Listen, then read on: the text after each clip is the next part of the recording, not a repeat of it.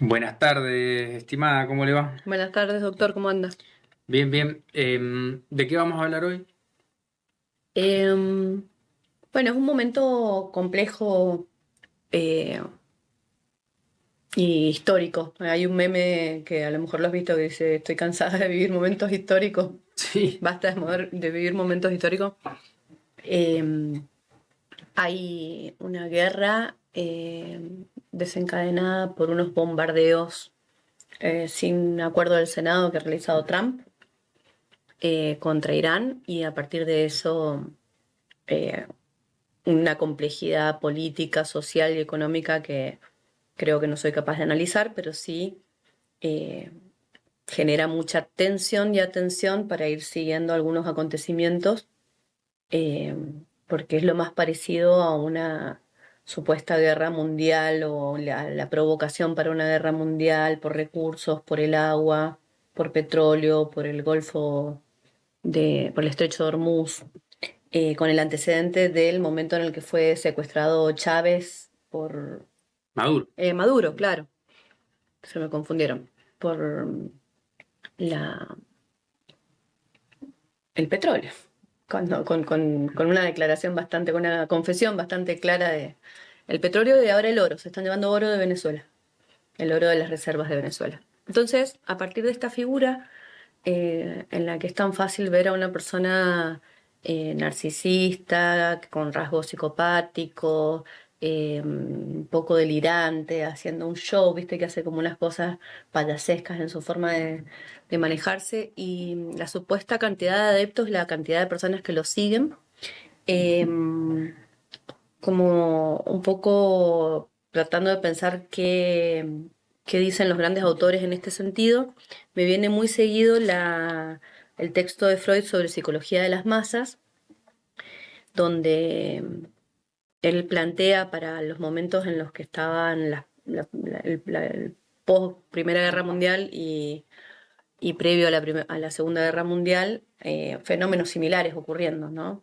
Pensá que en la Guerra Mundial también se asesina al archiduque de Austria y a partir de esto sucede, o se toma como punto de partida para ir en escalada de violencias y de ataques, y todo lo que fue una secuencia de guerras que es también muy difícil de comprender y de ver en todos sus aspectos. Si yo tengo el registro desde que era niño de ver en las noticias sobre las intervenciones militares de Estados Unidos en posguerra fría, tenés, bueno, la guerra del Golfo, en Somalia, Yugoslavia, Afganistán, Irak, Libia, casi siempre por el reparto de los recursos, principalmente energéticos, del petróleo. Entonces, más allá que ahora se le atribuya a la figura de Trump, que es como dice esa canción, es solo una figurita del que esté de presidente, Ujú. hay intereses detrás que tienen que ver con la opresión, el poder y la distribución de los recursos.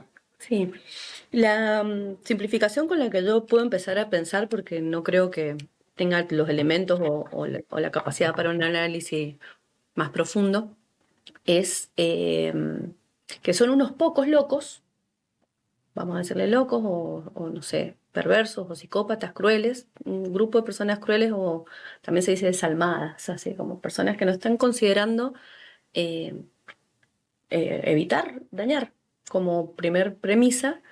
eh, y cómo eso después genera la sensación de que hay mucha gente que pueda escribir o opinar o funcionar como en una horda primitiva, como si fuera la cancha, y vos decís, yo estoy a favor de tal o estoy a favor de cual, o aquellos siempre fueron así de malos, o debe ser porque algo hicieron, o el por algo será, o sí tienen razón, todo lo que después puede generar Entonces, adhesiones de afectivas. justificar al opresor, decís vos. Como cualquiera, tanto a identificarse con la víctima o con el opresor, pero porque hay una cuestión afectiva que se mueve, más inconsciente, y, y que no, ninguna de esas personas con sus opiniones que puedan ser polémicas o difíciles tienen que ver exactamente con la parte que está tomando decisiones de daño y de destrucción y de depredación de recursos naturales, eh, sin miramientos de legalidades básicas o acuerdos previos, sean de la ONU,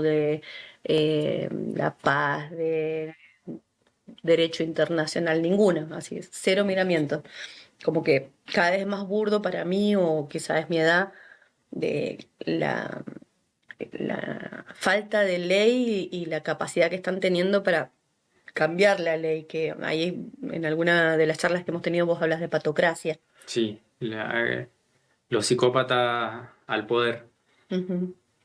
Bueno, eso, como poder, a mí me trae cierta calma, aunque sé que tampoco es una solución, ni es esperanza, pensar que no es el mundo, que no es la mayoría del mundo, que hay muchísimas más personas y poblaciones que están resolviendo lo cotidiano y viviendo de manera sencilla y cuidando su tierra, su gente, su espacio, que gente que esté realmente en este nivel de complejidad y de locura para armar estrategias para quedarse con recursos, cueste lo que cueste, y con millones de dólares puestos en maquinaria y en tecnología y en cosas, con el solo hecho de destruir, con una finalidad destructiva.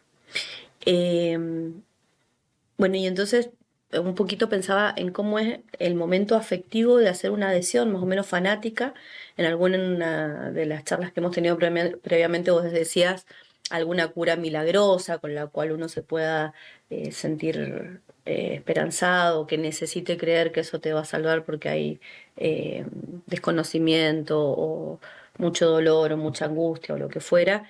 eh, y para mí son movimientos válidos y tienen que ver un poco con lo vital versus esto que tiene que ver más con, no sé, qué te genera adhesión a una persona que está destruyendo, con la proyección del propio odio, supongo, o con la idea de que alguien más grande que vos se encargue y vos quedás en un lugar medio impotente. Bueno, hace un tiempo los discursos eran, por ejemplo, en defensa de la democracia, eran los discursos que justificaban las intervenciones militares en distintos países por parte de Estados Unidos. A veces lo justificaban, por ejemplo, con una supuesta amenaza, que eran como, no sé, las armas de destrucción masiva, esas. Y siempre hay como un discurso que busca justificar la violencia, que no necesariamente es cierto, que muchas veces es falso, y que a veces tampoco tiene una conexión lógica. Por ejemplo, hay una conexión entre el atentado de las Torres Gemelas y la invasión a Irak, por ejemplo. No había una conexión ahí. Sin embargo, antes había este mecanismo que decían de problema, reacción, solución, es decir, generar un problema para que haya una reacción y proponer una solución como estrategia de manipulación de las masas. Yo creo que lo que ha cambiado históricamente es que hoy en día ni siquiera se busca la aprobación de las masas. O sea, abiertamente, por ejemplo, estas intervenciones están en contra del mismo Congreso. O sea, en este caso, el que ostenta el poder como dictatorialmente, es decir, lo hace por su voluntad y sus intereses, ni siquiera busca justificar con un discurso No, por qué dijo, hacen lo que hacen. si me dicen dictador, seré dictador, ¿no? No está... Es como que sí, yo he notado que los tiempos han cambiado en ese sentido, donde ahora ya no se busca un blanqueamiento de los motivos, ni se busca la aprobación, simplemente se va directamente como de forma abierta a la persecución de los propios intereses, que no son precisamente, yo digo siempre, hay que distinguir, ni todos los norteamericanos son Trump, ni todos los argentinos son Milei, ni todos los rusos serán Putin. O sea, es un representante de ciertos intereses, pero la estructura, la institución que lo coloca en ese lugar, se supone que lo coloca con una cierta representatividad de los que lo han votado, supuestamente, pero después lo que actúa de forma totalmente autoritaria, ¿no? Yo lo que veo respecto de cómo han sido las intervenciones en el pasado es que ya no hay ni siquiera una justificación de por qué se hace. Simplemente van por los recursos de forma abierta. Como había dicho Elon Musk también en un momento, Con que el golpe de dijo Bolivia. con Bolivia, claro, si tenemos que derrocar a un gobierno, lo vamos a hacer y no nos importa nada, porque en esta misma patocracia está esta idea se habla del 1% que concentra las riquezas y el otro 99% que está bajo el dominio de este 1%. Eh, bueno, ahí, qué sé yo, es un poco desesperanzador a veces, como yo lo siento, quizá emocionalmente está una angustia del espíritu de la época, de las cosas que están pasando, cuando hay cierto estado de bienestar o de paz y de repente eso se rompe y cómo reaccionamos frente a eso, porque en este momento, bueno, la guerra está del otro lado del mundo. Nos va a afectar indirectamente, sí, seguro, a través de las políticas macroeconómicas y seguro nos afecta. No de forma directa, pero sí indirectamente. Y creo que psíquicamente genera un efecto en los individuos este estado. Yo lo veo, los niños pequeños que quieren saber qué es lo que está pasando, dónde hay una guerra, qué es eso. Y es un poco duro transmitir esta idea de, bueno, sí, hay cosas malas que están pasando y quién lo va a frenar eso. Porque vos hablabas de las organizaciones internacionales que fueron creadas, no sé, como la OTAN o la ONU, en realidad, como para establecer acuerdos que se están rompiendo. ¿Por qué? Porque el poder concentrado puede prescindir de esos acuerdos y actuar. Bueno, también porque en paralelo están ocurriendo la liberación de los archivos de Epstein, donde la trama de extorsión para que las personas realicen los actos que quiera quien da las órdenes, dado que si no van a ser extorsionados o expuestos o que pueden ser asesinados, como las distintas formas de coerción, eh, si tenés alguna cuota de poder para que quedes al servicio de quien va a necesitar más tarde o más temprano, que seas el peón para su juego y que eso vaya a suceder. Ahí me gustaría leerte el principio de la contrapedagogía de la crueldad de Rita Segato, que un poco ayuda a pensar estas cosas, que tiene eh, que provee herramientas y que las provee hace ya varios años para que esta gente que es lúcida y te puede ir avisando, como también en la sociedad del cansancio de Byung-Chul Han, en qué te estás quedando oprimido o qué de lo que vos estás haciendo eh, podés quizá revisar para ver qué parte está al servicio de la parte más opresora. Dice, llamo pedagogía de la crueldad a todos los actos y prácticas que enseñan, habitúan y programan a los sujetos a transmutar lo vivo y su vitalidad en cosas. En este sentido, esta pedagogía enseña algo que va mucho más allá del matar. Enseña a matar de una muerte desritualizada, de una muerte que deja apenas residuos en el lugar del difunto. Acá la transmisión de los bombardeos y el genocidio en Gaza, eh, para dar alerta por un lado, pero por otro lado como algo que podía aparecer a la vez y en paralelo una propaganda sobre algo que vos estás necesitando o lo que fuera en las redes sociales, sin que sean imágenes digeridas, procesadas, situadas para que generen realmente una reacción mundial, más como una anestesia, un shadow banning que decías vos también, como que lo sabemos pero no lo vemos, está pero podría ser fake news, está pero después dicen que es mentira, lo viste pero no sabes qué es lo que viste, porque son imágenes en directo de cosas muy atroces que el propio sistema elige tratar de ver menos o de censurar de alguna manera porque es espantoso. Entonces, ¿cómo acercarnos para ver estas cosas o cómo cuidar el psiquismo para estar en un lugar en el que no quedes paralizado o bloqueado?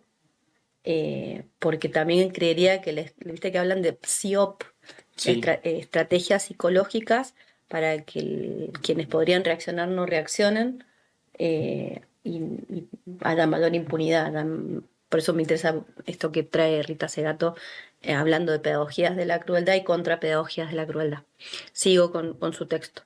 Hice la pausa cuando dice una muerte que deja apenas residuos en el lugar del difunto, como habla de una muerte que no está ritualizada, porque justamente el ritual del duelo, el ritual de la lápida, el ritual del entierro, el ritual que cada cultura tenga, permite procesar que ahí pasó algo significativo, distinto, que suspende la vitalidad, que nos invita a una comunión, a una reflexión, a algo en ese ritual. Y que a partir de lo que pasó en la pandemia, que esos rituales quedaron interrumpidos o muy difíciles de que ocurran, ha cambiado mucho, me parece, también el vínculo que tenemos con la muerte, con el concepto de muerte, y por qué también esto que en su principio Julian Assange muestra cuando dice están jugando jueguitos electrónicos pero con gente de verdad. Están disparando desde larga distancia y quiero que lo sepan. Termina preso, perseguido, eh, deportado, no sé cuántas cosas le ha pasado al pobre señor Julian Assange a partir de cometer el pecado de querer hacer visible y que la opinión pública puede implicarse. Cuando vos decís que todavía estos mecanismos eran como si funcionaran, como si eh, todo el mundo adscribiera a esos mecanismos de democracia o de juicio o de justicia. A veces igual siguen funcionando, pero también están un poco intervenidos por estas crueldades. Vuelvo entonces sobre el texto. La trata y la explotación practicadas en estos días son los más perfectos ejemplos y al mismo tiempo alegorías de lo que quiero decir con pedagogía de la crueldad. Es posible que eso explique el hecho de que toda empresa extractivista que se establece en los campos y pequeños pueblos de América Latina para producir commodities destinadas al mercado global, al instalarse trae consigo o es, inclusive, precedida por burdeles y el cuerpo cosa de las mujeres que allí se ofrecen. Cuando hablo de una pedagogía de la crueldad, me refiero a algo muy preciso, como es la captura de algo que fluía errante e imprevisible como es la vida, para instalar allí la inercia y la esterilidad de la cosa, mensurable, vendible, comprable, obsolescente, como conviene al consumo en esta fase apocalíptica del capital. El ataque sexual y la explotación sexual de las mujeres son hoy actos de rapiña y consumición del cuerpo que constituyen el lenguaje más preciso en que la cosificación de la vida se expresa.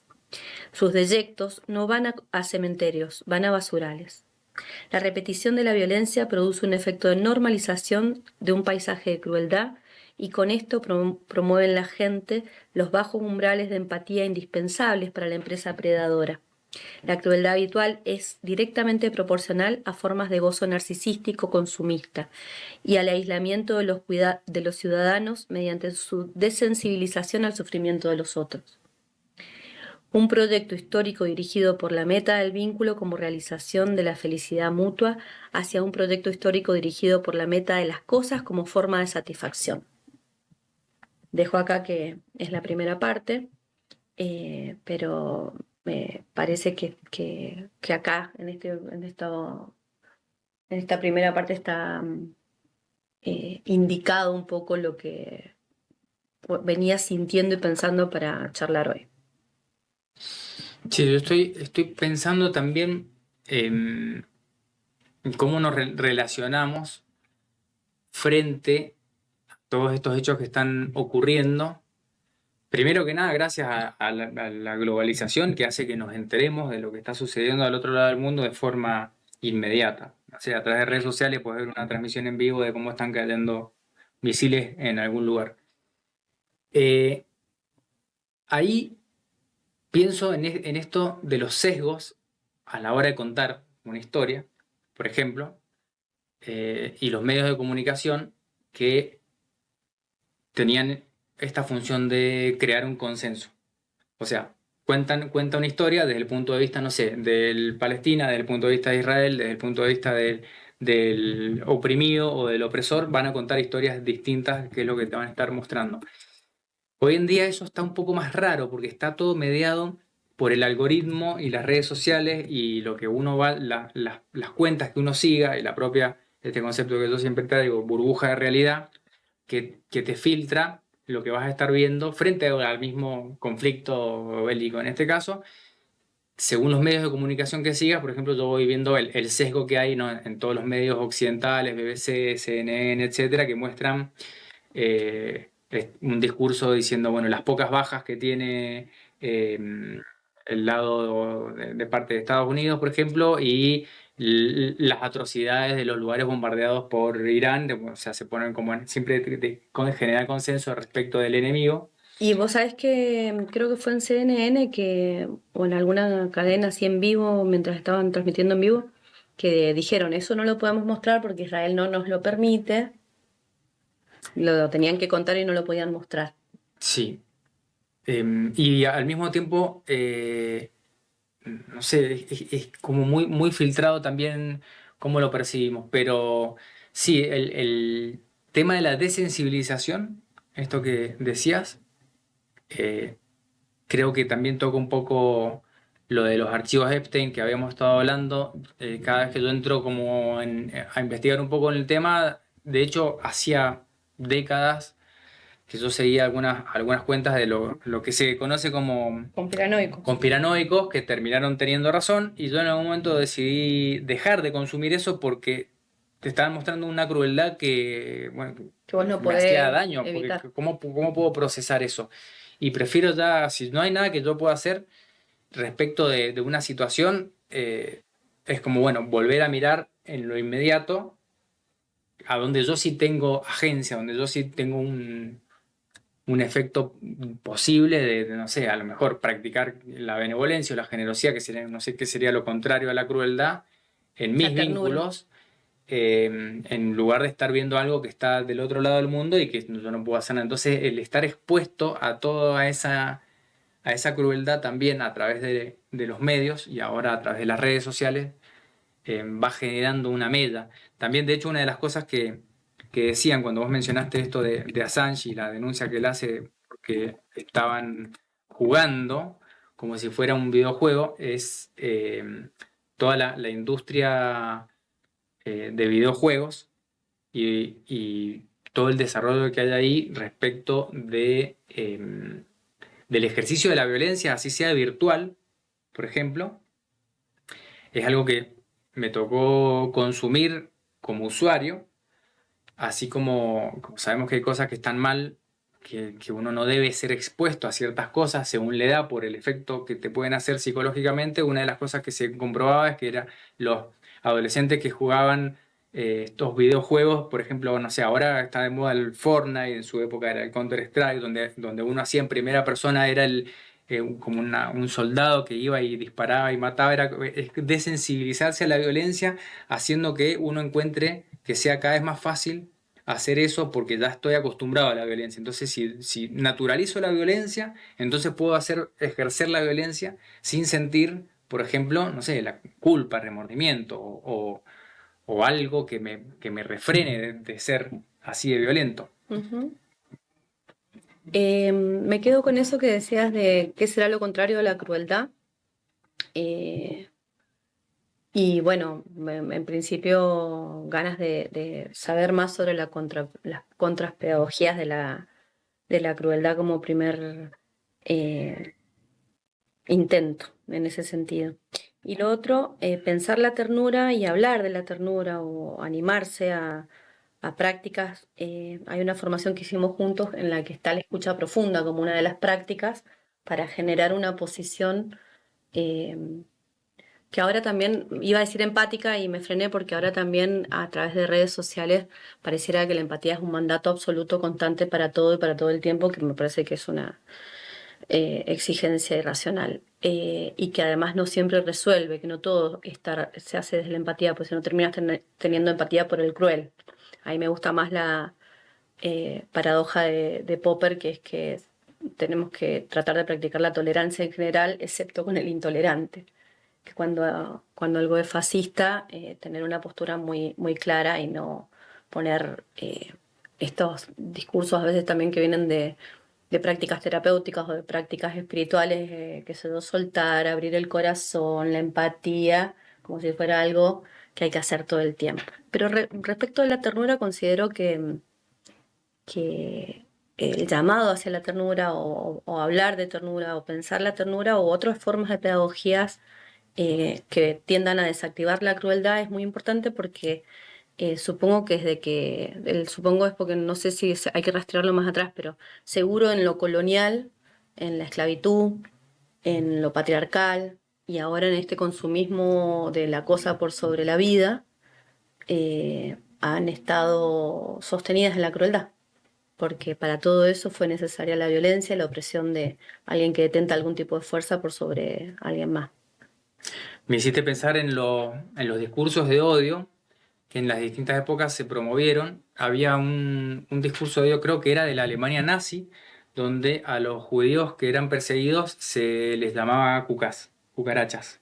Ujú. Y en lo que se conoce ahora como bueno, la derecha argentina actualmente al poder, eh, generan un enemigo para, para fomentar ese discurso de odio y también el enemigo son los cucas, como que deshumanizar Ratas a al las personas otro, del Congreso. deshumanizarlo para poder atacarlo y justificar la El exterminio, desvalorización. ¿no? Y el exterminio también, porque hay que matarlos como ratas, hay que asesinarlos como, qué sé yo, cucarachas o esto. Lo que estás diciendo tiene que ver con la deshumanización y la atribución para quien va a ejecutar finalmente la violencia, al soldado, a quien sea, de que eso no tiene vitalidad. Y en el patriarcado, en el consumo de los cuerpos femeninos y en el extractivismo de los cuerpos femeninos y en el extractivismo también de ahora ya estamos en glaciares, cordillera de la naturaleza, como algo Bueno, que ahí, ha de ser saqueado y que en vez de ser nuestro sustento, está interpretado como recurso. Y bueno, en el discurso de las derechas, pero no es solamente un tema de derechas, es algo en cuanto a la deshumanización. Supongo, no lo sé, tendría que estudiarlo, que hay unas derechas en algunas épocas en las que algo de lo humano aparece. No lo sé.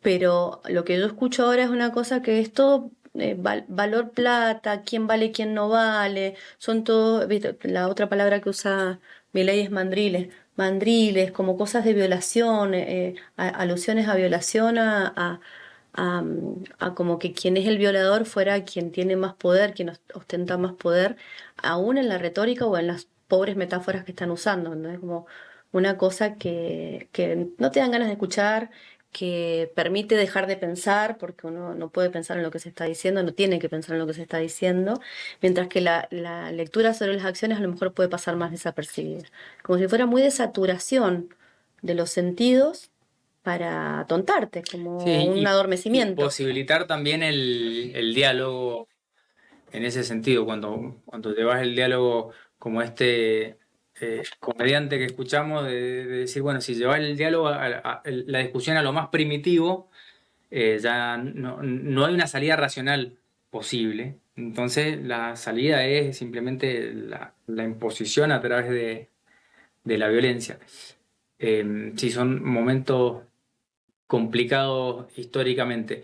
Lo que, lo que yo trato de preguntarme es cómo hacer una resistencia, si se quiere, frente a esos discursos de odio. eh, no sé si constructiva. Bueno, vos decías hablar de la ternura. He visto en los últimos años también estas familias o de distintas constituciones que buscan como generar como una burbuja de protección alrededor de la crianza para que los niños no se contaminen con esa violencia externa también. Con celulares. Viste no sé no sé cuál es el país, un país nórdico de muy buena cultura y educación, de excelencia en ese sentido, que ya decidió volver a los libros de papel. Como Sí. ya la cosa está pegando la vuelta en algún punto con el uso de tecnología para la educación. Que no creo que se vaya a dejar de usar, pero sí creo que hay que ubicarle su lugar a la tecnología.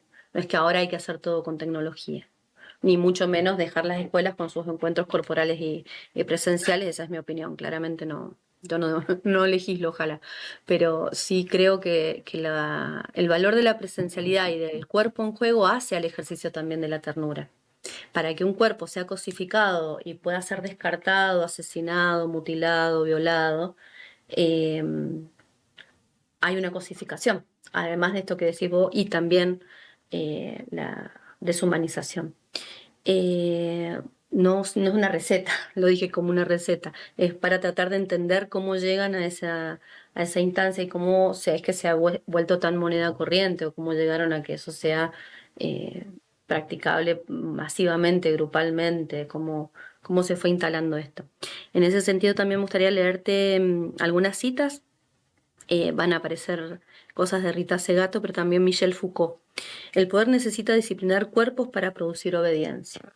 Esto de la sociedad disciplinar y el saber poder para desde ese lugar decirle a los demás o ordenar a los demás, sea en una iglesia, sea en una escuela, sea en lo militar, eh, primero instaurar la obediencia, que cuando lo ves en la arqueología que hace Foucault históricamente, lo va dejando muy claro en la locura, en la sexualidad y en el ejercicio del poder y en la educación. Donde ser observados, tener un panóptico, tener algo, la sensación de que te están observando, era parte, creo yo, del siglo anterior. Actualmente me parece que eso fue dando lugar a que cada cual se observe a sí mismo y se explote a sí mismo cuando hablamos de productividad. eh, y a quien sigue una persona que no está teniendo ese espíritu crítico, esa capacidad crítica, es lo siguiente que me parece que estamos hablando hoy día, que es si vas a seguir a un líder, si vas a votar a un líder, si esa adscripción para votarlo es meramente afectiva y porque él está enojado y vos estás enojado, porque te muestra frustración y vos estás frustrado porque estás aburrido y necesitas que sea divertido. Aparece esa parte también como de entretenimiento que está teniendo la política, que es muy delirante y que eh, claramente no permite una construcción, que tiene mucho destructivo. Me gusta también que Rita Segato, para hablar de esto, para empezar a hablar de esto, usa lo apocalíptico. Que hay algo del sistema que o se degradó, o se cayó, o ya no funciona para la felicidad, o ya no interesa la felicidad mutua, o dejamos de hablar de la felicidad mutua. Entonces, traer cosas como la ternura, el amor, las prácticas comunitarias, la empatía, la escucha profunda, te decía, la escucha, ¿cómo era lo que vimos en Dragon Dreaming? Sí, escucha profunda Escucha o profunda. empática. Eh, y tratar ponernos a la par, de poder encontrar dónde estamos a la par en lo humano, ¿no? Y para eso sí creo que que hay algo que tiene que ver con el cuerpo, que no es, que hay algo de la tecnología que es maravilloso, pero también como de empezar a tener encuentros físicos, vivenciales, corporales, prácticas físicas, vivenciales, corporales, que, que nos pueden permitir eh, algo de la regulación del sistema nervioso para no estar en una alerta desconectada, porque también tiene que ver mucho con la desconexión, ¿no? Por eso la imagen de Julian Assange o lo que Julian Assange quería advertir es muy importante, porque habló del momento en el que empieza esa práctica.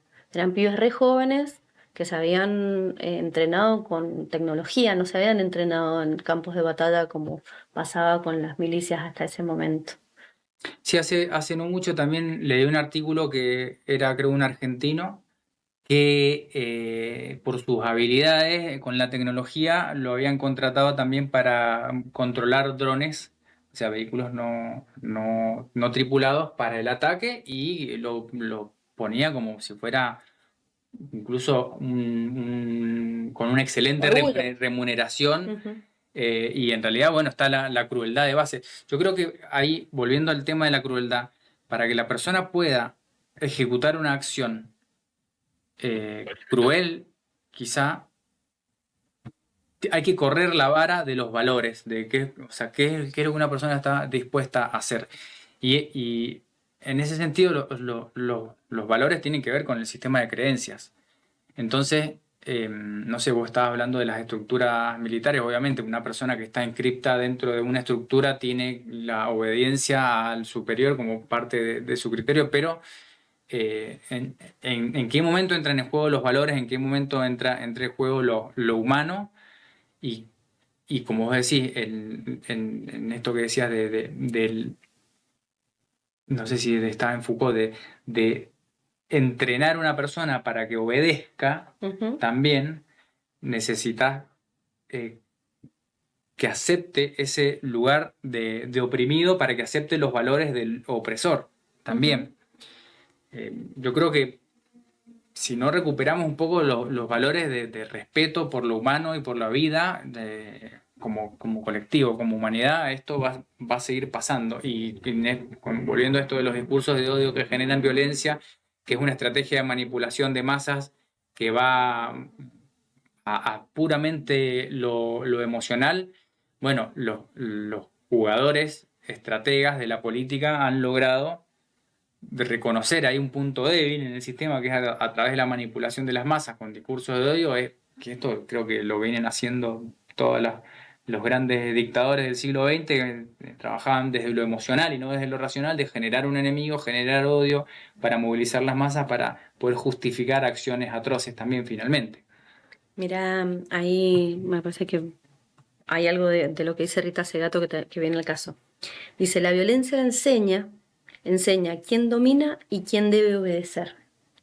Y el cuerpo violentado es un mensaje público, que muchas veces uno lo ve cuando no ocurre del todo con una violencia tipo un sopapo, no sé, un golpe, una violencia física, pero sí que cuando aparece otro hombre, el hombre que ya está en la escena, le dirige al nuevo hombre un mensaje. Ahí te lo digo con palabras de Rita Segato que lo va a decir más bonito, pero sería como que la crueldad en el machismo, ¿no? En lo patriarcal, está dirigida de un hombre hacia otro hombre.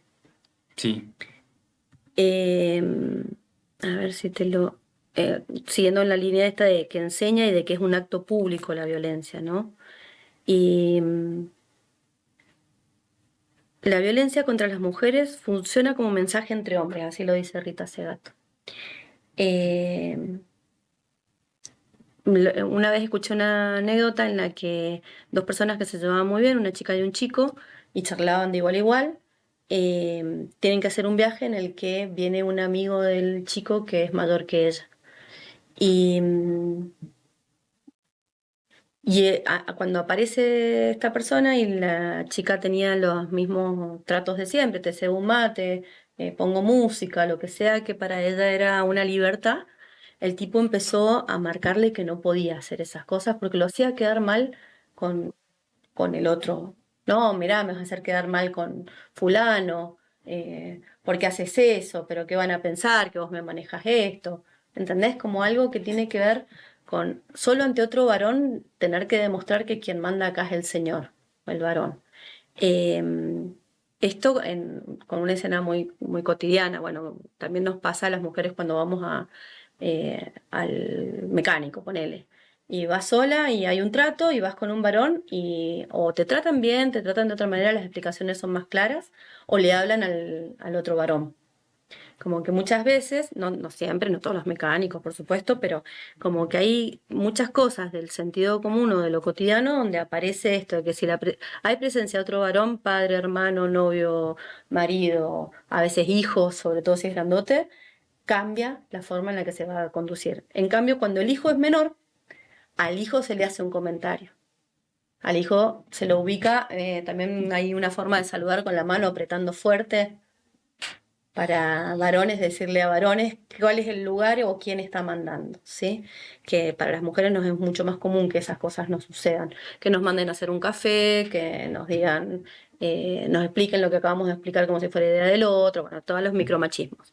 Eh, que cuando vos lo ves entre estos grandotes, entre, no sé, Trump, Milley, qué sé yo, Netanyahu, cuando ves cómo se mandan los mensajes o cómo hablan en sus discursos, están haciendo un poco eso, se están mandando a decir, sobre todo Trump, ¿no? Cuando le quiere decir a Putin o le quiere decir a los chinos o cuando habla de China, ¿viste? Como que ves que es una cosa de dominio, de placer por el dominio, de ver quién es el que gana, de una cosa solo de lucha donde cero va a haber de ternura, empatía, paridad, todo lo contrario, como una práctica diametralmente opuesta, dirigida a destrucción del enemigo, Sí. supresión de la opinión diferente y supuesto... Bueno, en ese caso, este sesgo patriarcal del ejercicio de la violencia en estas figuras de poder, eh, también yo creo que forma parte de las estrategias de manipulación. Hace poco estaba escuchando también a un pensador, bueno, ya fallecido, norteamericano, que hablaba de por qué Trump está en el poder y es por su gran habilidad de manipulación y persuasión que tiene que ver también con la movilización de lo emocional, con generar una respuesta emocional y que no tiene que ver con llegar a una conclusión lógica, ¿no? Sino de esto mismo, en una discusión, en un debate, llevarlo a desvalorizar al contrincante, a la otra parte, como para marcar, como se dice, marcar la cancha y establecer la discusión en un nivel puramente emocional y no racional, como todas esas estrategias de manipulación también, que lo que analizaba es por qué ese tipo termina llegando a esa posición de poder, y bueno, eso es por sus habilidades de manipulación y persuasión, que tienen que ver con esta respuesta emocional que genera esa figura, no necesariamente con sus habilidades de persuasión en cuanto a argumento, ¿no? Por eso vuelvo a pensar en esto de la psicología de las masas, si se quiere, no sé cómo lo ve Freud. Y hay una sustitución del padre cuando uno hace una adscripción a ese líder, ¿no es cierto? Es como, adoptame, te sigo, voy a ser tu discípulo, decime qué tengo que hacer. eh, lo interesante del análisis de Freud para mí es que pone la clave en el afecto y no en lo racional. No, no es por motivos que después si los desarmás a lo mejor te ha explicado con una paloma, ¿me entendés? Es otra cosa, es el buen trato. Por eso te hablo de la presencialidad de los cuerpos, o cómo está construida esa iglesia, que es el único edificio adornado y bello del lugar, o cómo es el lugar militar y el uniforme, que queda bonito, que impone autoridad, eh, o no sé, viste, como, o las anécdotas de ese pueblo, de esa comunidad, sobre qué pasó con el abuelo, el tío, alguien que fue a la guerra, o alguien que es policía, o, ¿me entendés? Como... eh, son lugares donde proyectar esa autoridad paterna es posible, y hacer como si te hubieran adoptado y te están cuidando está buenísimo, supuestamente. Entonces también implica una posición de, eh, yo no soy el líder, yo me pongo o cuando me toque va a ser por mis méritos una vez que haya pasado por la jerarquía o lo que hay ahí en el medio. Y donde además se te va a decir que es posible llegar al ideal del yo, o al paraíso, o a la bondad, o a ser los buenos contra los enemigos malos en lo militar, o a ser un gran general, o a tener mucha gente a cargo. A mí me emociona, por ejemplo, la figura de San Martín, y sé que mucho tiene de mística y de relato y de cosas que se han hecho a lo largo de los años que se habla de él, de hablar del padre de la patria, de las patricias mendocinas, de las patricias argentinas, de esto, lo patri ahí. Bueno, ahí hay una construcción de valores cultural también, de cómo está hecho el sistema educativo en Argentina. Yo creo que no se transmite lo suficientemente bien, por lo menos en mi experiencia, pero bueno, lo intentan, qué sé yo, quizá con, es un poco más complejo de analizar, pero sí hay una construcción de valores que generan una identidad, que generan una figura de un líder, que generan como esa admiración también en el líder. Eh, Y que de verdad fue fundante para una unidad de pueblos y de naciones y de grupos que defendieron lo mismo, que cuidaron lo mismo, que siguieron a alguien que hizo las estrategias, las propuestas, que logró cosas muy difíciles de lograr para esa época. O sea, para mí es realmente admirable, por eso digo que me emociona, sino que digo, cómo se cuenta, con qué cargas, con qué sesgos, decías vos recién, se va a contar esa historia, y para asociarlo con lo que preguntabas hace un rato, que es Freud planteando en Psicología de las Masas, que si yo te digo que lo del ideal del yo, si yo pongo al líder en el lugar del ideal del yo, va a ser más Jesús, ponele, para hacerlo más, y antes de Jesús, Moisés. Eh, ¿Quién está en ese lugar ideal? O Buda, si querés, que sí se puede cumplir, el que sí lo logró, el que sí pudo, el que te permite quedarte entonces ahí intentando algo, porque lejos de estar castrado, de ser uno más y ser humano y ser un simple mortal, tiene una parte muy especial, muy épica, que es ideal, ¿sí? sí, bueno, en el caso de las figuras religiosas, eh, creo que funciona como modelo a seguir cuando decís, bueno, era una persona que logró esto, entonces si él lo pudo lograr, entonces yo tengo el potencial de también lograrlo. También como en las enseñanzas cristianas, como decía, bueno, ustedes también harán mayores cosas, creo que hay algo de eso, pero ahí hay un tipo de figura que propone un camino, en este caso espiritual, con ciertos valores. creo que es distinto a la figura del líder político Tipo Trump. o Pero es que militar. por eso es que es interesante lo de la pedagogía de la crueldad con Rita Segato, que está diciendo qué estamos poniendo en lugar de lo vital. Las cosas, dice. Y por eso habla de un apocalipsis capitalista, ¿no? O sea, si el cuerpo, viste que en el discurso de campaña Milei decía que podías vender órganos o hijos o niños, ¿me entendés? Como, ¿qué estás poniendo en el lugar de lo que antes era la búsqueda de la felicidad, lo vital, o lo que estás planteando vos, formas de vivir según no sé qué filosofía o religión, más así o más asá, para ser feliz o para buscar algo? Es la cosa como cosa, es despersonalizar, romper. eh, por eso hay que hablar de muerte, lamentablemente, porque no es vital, es pulsión de muerte. No, no tiene que ver con la pulsión de vida, tiene que ver con, eh, bueno, le dicen necropolítica, porque que la muerte sea cotidiana, que sea un, no sé cómo le dicen, pasivo y activo cuando se habla de economía, que sea una Sí. posibilidad, que es un poco por lo que ahora están promoviendo también contaminar todas las aguas de Argentina y derogar la ley de glaciares, porque es necesario, según sus miradas, se envenenen los que se tengan que envenenar, se mueran los que se tengan que morir. Ese tipo de frases usa este presidente en particular, pero creo que es de todas las derechas, para decir, no, sí, sí, claro que está contemplado porque es una pérdida para la ganancia, que alguien muera, que se envenene, que... El daño colateral, en ese caso el pasivo ambiental como algo necesario para después obtener un beneficio, una ganancia. Por eso necropolítica en muchos sentidos. La autora que habla de eso se llama Achille Mbembe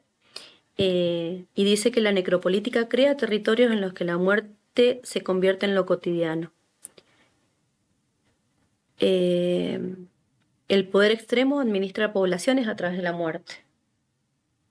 En este caso es africana, por lo que veo. Ujú. O sea, ¿cuál es la postura? Sería política frente a lo que se deja de lado para que muera. Ese es el concepto de necropolítica. Sí, viste que también hablaban en Argentina de necropolítica, de todas las campañas que se hacen diciendo eh, murieron no sé cuántas personas en esos trenes que chocaron, ¿te acordás? Sí, Y a partir de eso, personas como Patricia Bullrich están haciendo lo de la necropolítica, que siempre tienen que haber muertos o siempre hay que matar a alguien. Lo de Chocobar, por ejemplo, fue necropolítica, ¿entendés? Usar una situación en la que ha habido una muerte para ponerse en campaña o bajar la edad de imputabilidad, en vez de buscar cómo mejorar educación, comida, situaciones de vivienda, otras cosas que puedan evitar la criminalidad o el narcotráfico. eh, Esta semana, la semana pasada, decían en el gobierno diputados muy jóvenes para mi mirada de vieja, eh, que no importaba la edad, que realmente podía ser de cualquier edad, si podía delinquir tenía que ir preso, que no, que ni siquiera le parecía que había que poner un límite a los 12. 12, estamos hablando de un niño que todavía no adolece. sí, la definición es decidir quién puede vivir y quién debe morir, eh, convirtiendo la muerte en una herramienta de gestión política, dice. Que bueno, un poco esto ocurre con la gestión, no solamente en lo bélico que está ocurriendo actualmente, pero también con la gestión de la política en cuanto a salud, en cuanto a inversión en infraestructura, en cuanto a la prevención del crimen, el narcotráfico, todo esto que decías vos también, sí, es qué vida se valora y qué es lo que estamos valorando también. Una fe de ratas. Achille Mbembe es Joseph, conocido como Achille Mbembe, historiador camerunés, teórico político intelectual, que nació en 1957 en Camerún, en el Camerún francés. Bien. La verdad que está para leerlo, todavía no. Sí, en estos momentos el panorama es un poco desalentador, por lo menos el clima emocional con el que yo estoy transitando todas estas noticias, que como que estoy en un proceso personalmente, yo lo voy a llevar a lo subjetivo, ¿no? De tratar de reconectar de vuelta con la esperanza de qué aferrarse, porque también para aferrarse a lo vital uno tiene que tener un valor, un qué defender también. Como bueno, esto de no perder esta batalla en lo psicológico también, de no caer en la desesperanza, de no caer en la apatía también. Bueno, la propuesta de Rita Segato de Contrapedagogía de la Crueldad son unas clases que se hicieron en algo que se llamó Universidad Libre en Rosario, Facultad Libre, perdón, en Rosario, en 2016, que está accesible y que está justamente libre. Incluye 3 clases que además están pasadas al libro PDF, eh, y se puede conseguir como que para mí también, por eso quería que habláramos de esto, porque todavía, o sea, ya hay mucha trabajo previo disponible, pero la masividad de los medios de comunicación quizá, o la forma en la que están funcionando, que tiene que ver con la supuesta interacción, darle me gusta, el algoritmo, que me presenten en mi celular más de lo que a mí me gusta y menos de lo que no quiero saber. Como que hay otras cosas del formato de lo que antes era para difusión y que la gente se enterara, y ahora es para interacción o para diversión o para alguna otra cuestión que quizá no sea por ahí. Y que estas preguntas tienen que seguir circulando. Yo no sé si hay respuestas, pero sí que no pensarlas en absoluto me parece más caro o más difícil para el futuro que empezar a pensarlas. Hay unas frases también de Lucrecia Martel que habla sobre imaginar el futuro y que plantea justamente que es un ejercicio para los artistas y para los creadores.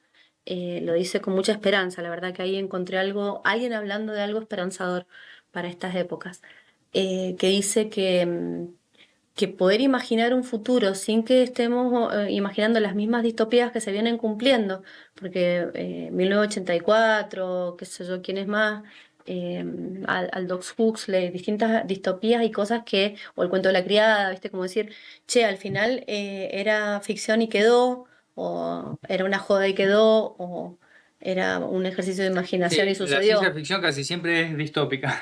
¿Entendés? Cómo es que cada vez estamos imaginando, consumiendo a través de Netflix o lo que fuera, cosas que nos muestran opresiones y apocalipsis y distintas formas de morir, como en vez de hacer catarsis y liberación de una pulsión de muerte para que nos encontremos con lo creativo, no sé, lo hayamos sublimado o suceda otra cosa, eh, va obturando la capacidad de imaginar un futuro y se va quedando la imaginación en el cumplimiento de estas distopías.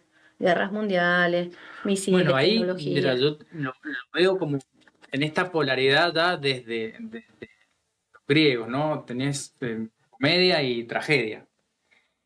Había este pensador, Scott Adams, decía que no consumía casi cultura, por ejemplo, de televisión o lo que sea, porque casi siempre el estado emocional que le terminaba generando, no, como ahora, no sé, vos querés ver una serie que está de moda, cualquiera siempre genera una tensión que solo se resuelve al final y vas a estar todo el tiempo en tensión viendo si a los personajes con los que te identificás en una historia logran salvarse de un peligro o sobreponerse a las dificultades, entonces todo el tiempo en tensión y me hace acordar a esto que decían en la película Matrix 1, donde la primera Matrix creada, donde era todo feliz, falló porque el humano necesitaba esa tensión como mecanismo de acción. Eso obviamente pertenece a la ficción, pero sí creo que hay una adicción emocional, a la respuesta emocional que genera la tensión y por otro lado, ¿cuál es el alivio el alivio de esa tensión? Culturalmente, como, ¿cómo elegimos los consumos, por ejemplo, culturales que vamos a buscar? Porque yo puedo hacer, no sé, entrenar a mi algoritmo para que me muestre solamente cosas alegres y divertidas y noticias felices y desconectarme de otra parte de la realidad porque me hace daño, no puedo lidiar con la crueldad del mundo en este momento y me desestructura. O puedo, esto si pudiera hacerlo conscientemente, casi siempre no es conscientemente, el algoritmo se autorreprograma para generar mayor participación, engagement, que es lo que le dicen, entonces te muestra más de lo que vos más estás viendo Posee tu atención y quiere poseer más para de eso. después meterte, bueno, con la publicidad y eso se sostiene obviamente a través de intereses comerciales, pero funciona psicológicamente mostrándote más de aquello que te atrapa la atención. Entonces es el dominio de la propia atención y hacia dónde dirigimos nuestra atención para nutrirnos de algo que nos vitalice, Ujú. quizá. Bueno, ahí también hay prácticas parecidas a la que te decía de volver al libro como decisión pedagógica y política en ese país nórdico, En Suecia. en Suecia. Em, que uno le puede empezar a decir a su celular, y yo lo estoy pudiendo hacer en los últimos 2 celulares, que no quiero notificaciones de ningún tipo. Y si me tengo que enterar de algo, agarro suficientemente seguido mi celular como para enterarme. Y que me limite el tiempo de uso de determinadas aplicaciones, especialmente Instagram, que me dé un aviso cuando llevo más de media hora, más de una hora, para que yo tome conciencia de cuánto tiempo he estado prestando atención. Así como hay personas que están haciendo ayunos tecnológicos con resultados muy locos, porque lo primero es como un síndrome de abstinencia. Es como un encontrarse con cosas que estaban en ese ejercicio tapadas. Pero bueno, dejando de lado eso, te quería decir, porque le llamaste a la esperanza, lo que trae Lucrecia Martel con más detalle. Insta a inventar urgentemente un futuro esperanzador y deseable, contraponiéndolo a las narrativas apocalípticas actuales. Propone que esta creación sea un acto colectivo y artístico, ya sea en cine, educación o música, para evitar que el futuro sea solo una amenaza distópica. Y hay puntos, ¿no? Primer punto, urgencia de invención. Considera vital inventar un nuevo futuro desde cero, asumiendo la responsabilidad de crearlo. Ir del apocalipsis a la creación. Critica la visión actual del futuro como amenaza, instando a imaginar uno que nos guste y supere la distopía. La construcción colectiva sostiene que el futuro no se imagina sola, sino a través de la comunidad y la conversación. Rol del arte y la acción. El cine y el arte deben servir para construir una humanidad deseada y no solo para reflejar colapsos. Y la crítica a la inercia llama a dejar de pensar el futuro solo como una proyección tecnológica o económica y a tomar una postura activa. Bueno, en ese sentido, por ejemplo, nosotros ahora estamos generando un contenido con un poco de catarsis, un poco de reflexión, un poco de buscar una respuesta.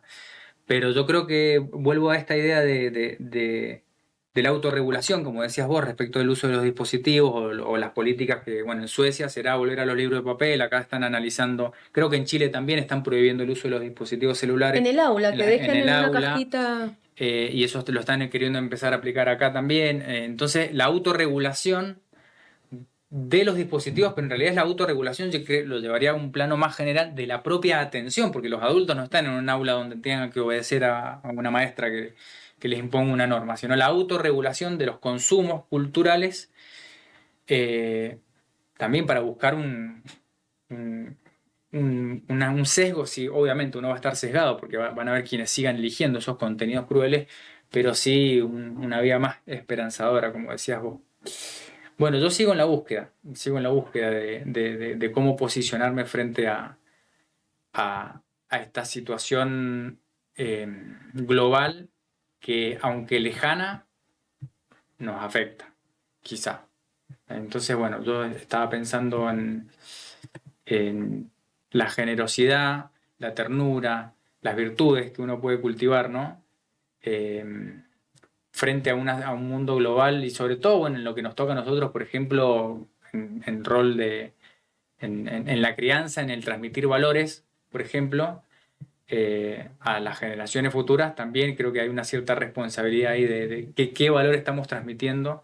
También me parece que es importante ver cómo nos posicionamos frente a esto, porque, eh, digamos, no estamos solos. Tenemos responsabilidades también. Siempre que interactuamos con otros, generamos un impacto. Si no somos conscientes de ello, bueno, vamos a generar un impacto a veces Sí, indeseado. igual por eso yo también te decía al principio que entender que son unos pocos locos que se reproducen, pero son pocos, comparado con las grandes poblaciones mundiales, los que están realmente haciendo o tomándose tanto trabajo, dinero, estrategias en la destrucción masiva. Y los demás tenemos nuestros aspectos destructivos y nuestras pulsiones de muerte, pero no estamos en esas búsquedas. Y amigarnos con todos los otros, con todos los que estamos haciendo esto entre nosotros. Después podemos tener opiniones distintas y odiarnos por cosas estúpidas, Boca River o lo que fuera. Pero no estamos en o sea, no autopercibirnos como cosas ni como armas de aquellos que necesitan hacer esos escenarios de destrucción. Entonces, después se juega otra cosa que está siendo muy compleja para mí desde hace por lo menos 20 años con la defensa del agua, que es que igual te instan a defenderte, igual hay un momento en el que esa sensación de lucha se activa para la defensa, aunque uno no esté haciendo ataque. Hay que defender el territorio, hay que defender los hijos, hay que defender la casa, hay que defender cosas, el bien común, quizá la soberanía, quizá los legados de esos padres de la patria y esas matrias y esas madres de las matrias, pero a mí se me está haciendo incómodo la lógica de que no se puede defender todo tanto siempre porque hay mucho ataque. Esa es la sensación de Y incomodidad. uno tiene que elegir cuál es el campo de acción que le toca, creo. Si querés estar en todas las batallas, No, de no ninguna manera. vas a poder. Este, como para ordenar un poco. Y Bueno, perder, y animarse a sí. perder porque también claramente están habiendo pérdidas, pero sí pensar que son pocos, que no es la mayoría del mundo. Podemos pelearnos entre nosotros desde otros lugares más sencillos, pero la parte completamente destructiva, como de odio a la humanidad, me parece que no nos pertenece. De hecho, algunas de las autoras que nombramos, creo que Rita Segato, decía, si esto va a ser así, prefiero no ser humana. Si lo humano es esto, que es lo autodestructivo, prefiero no ser humano. Bueno, yo puedo cerrar con una cita que me gusta mucho. Quizá tenga que ver de forma directa, quizá no, pero siempre me gusta mucho esta cita de Krishnamurti que dice que es un signo de salud no estar adaptado a una sociedad enferma. Así que quizá a veces hay Bueno, la que... parte enferma de la sociedad, un poco Eso. puede ser parecido a lo que estás diciendo, donde yo estoy sintiendo esto último que te traía para hoy, que es no estamos todos enfermos, hay una que gobiernen los que están más locos, Sí. no nos hace a todos locos, o lo que decías vos, Bien. que Netanyahu haga no sé qué cosa, no significa que todas las personas de Israel, ni mucho menos todos los judíos estén en esa locura que está este señor. Bueno, gracias por este espacio de catarsis y seguiré buscando la esperanza.